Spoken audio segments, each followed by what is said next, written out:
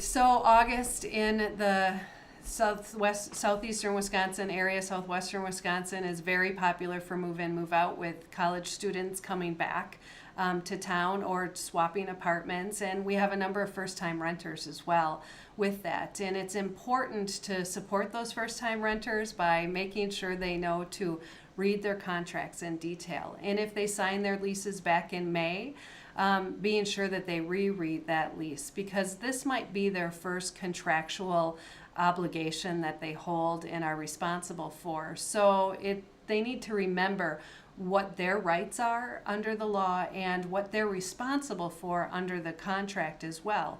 And if they rented a small house, with a couple of friends, that might mean they have to shovel the sidewalks. It might mean they have to mow the lawn, but they want to reread and refresh their mind about any of those details.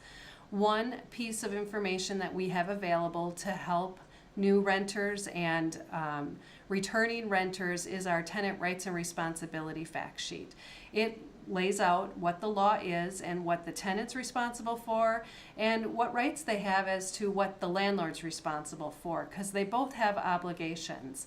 Tenants are responsible for minor maintenance, so they need to swap out batteries, change light bulbs, report problems. They need to communicate with the landlord to minimize damage that can be done.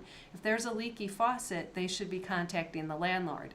And on the flip side, the landlord needs to tell the tenant who they should communicate those problems to. So provide them a phone number and a name and that contact information, whether it be 24/7 or just business hours that they can be contacted with. But now that it's move-in time, what do you do to protect yourself? Because most times you are required to put a security deposit down. And as a tenant, you want to get that money back when it's time to move out. So as you're moving your boxes in, be sure that you take a minute to do an inventory or an assessment of the property, the condition it's in when you receive those keys.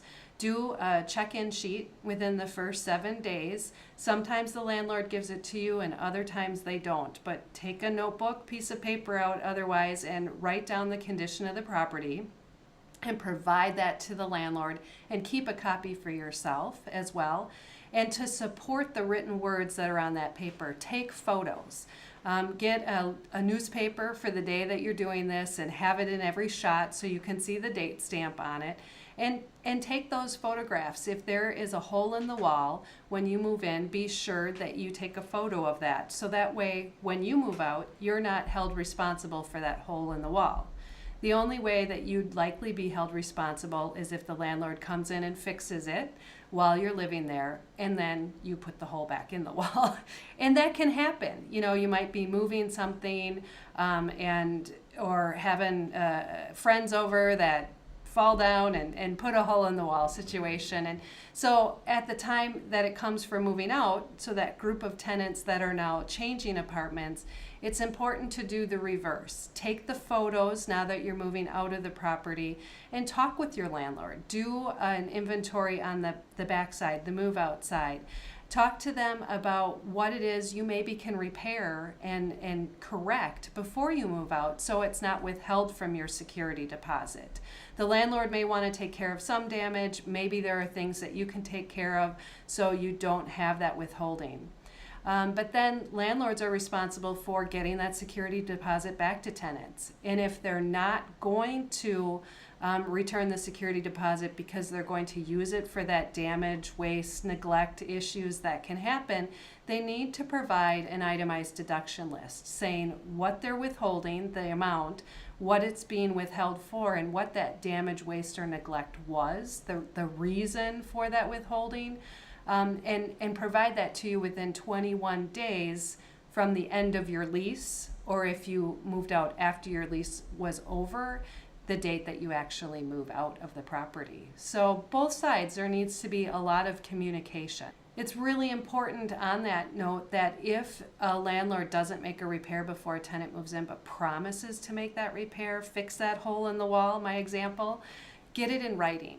and ask when it will be repaired. That's part of those rights and responsibilities for both parties and what's covered by the law, that if the landlord makes a promise to repair something, they should put it in writing and they should tell you when it will be repaired. If a tenant is concerned about communicating with their landlord because they're worried it might turn into he said, she said, because maybe it's contentious or heated, it'd probably be a good idea to put it all in writing.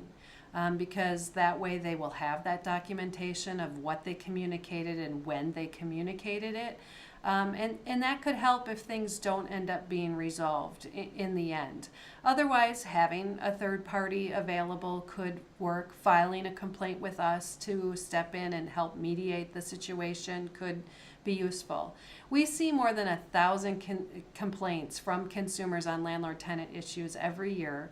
So we know that this is an area, but we know that there are thousands of renters in our state as well, if not millions potentially. So it's certainly an area where there's a lot of activity, where there is a lot of communication back and forth. And it's where someone resides and lives. And on the flip side, it's someone's investment. And so both parties are very concerned and invested in the property. So the most common complaint that we receive is about security deposits, that they're either not returned and there's no itemization, or arguments about what was withheld and why in that dispute. But we also see complaints about evictions, promises to repair, the condition of the property while someone's living there, or that it wasn't what they thought it would be based on when they did a showing and actually received the property.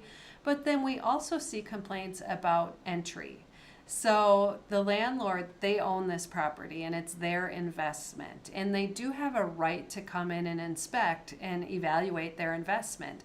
But under the law, they should give at least 12 hours notice that they'll be doing this unless there's an emergency. So if there's smoke, water, something else happening with the property that would deem it to be emergency, the heat goes out and it's the middle of winter and the pipes could burst.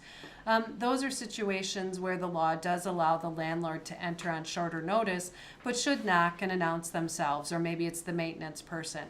But tenants feel that they have sole ownership to the property because it's where they live and sleep and bathe and things. So it's important to have that in privacy, but they need to remember that the landlord does own the property. And so again, communicating. Maybe the landlord gives notice that they need to come in to change the furnace filter, but that time might not work well for the tenant, and communicate that, because maybe a different agreement can be reached, but if it doesn't work for the landlord, they have given notice and they do have a right to enter the property.